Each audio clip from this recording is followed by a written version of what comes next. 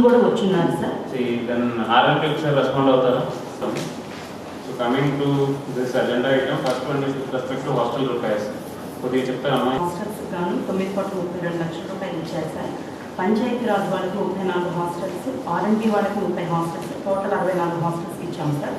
అందులో పంచాయతీ రాజ్ వాళ్ళు 26 హాస్టల్స్కి works start అయిపోయింది సార్. 8 హాస్టల్స్కి టెండర్స్ కాల్ఫర్ చేశారు సార్. ఆర్ఎండ్బి వాళ్ళు 30 హాస్టల్స్ కానీ 27 వర్క్స్ స్టార్ట్ అయిపోయినాయి సార్. 7కి అగ్రిమెంట్స్ అది ఈయన కూడా వచ్చిన్నారు సార్. 60% ఉన్నాయి సార్. 14 ప్రోగ్రెస్లో ఉన్నాయి, 4 మాత్రం ఏమి లేదు సార్. వాళ్ళ అకౌంట్ దానికి అర్థం ఏంటంటే నెక్స్ట్ 1.5 మంత్లో పూర్తిగా ప్రతి ఒక్క వాళ్ళు ఎందుకు న్యాయం చేయాల్సిన అవసరం వచ్చింది సార్? అందులో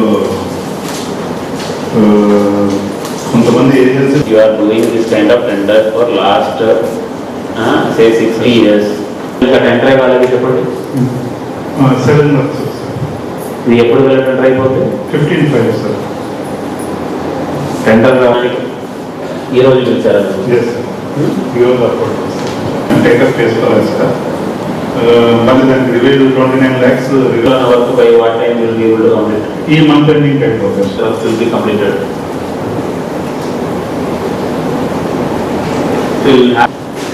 ఇంకా మెయింటెనెన్స్కి సెపరేట్గా ఉంటాం. ఇది కాకుండా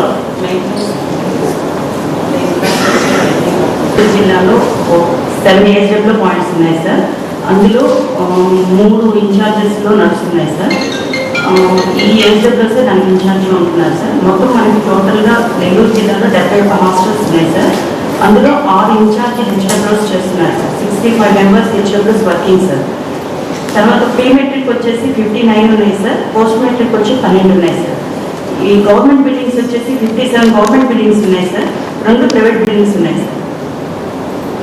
తర్వాత వర్కర్స్ వచ్చేసి మనకి సఫిషియెంట్గా ఉన్నారు సార్. రెగ్యులర్ వర్కర్స్ వచ్చేసి మనకి 76 మంది ఉన్నారు. అవుట్ సోర్సింగ్ వాళ్ళు 120, టోటల్ 196 ఉన్నారు. అపీర్ అయ్యారు సార్.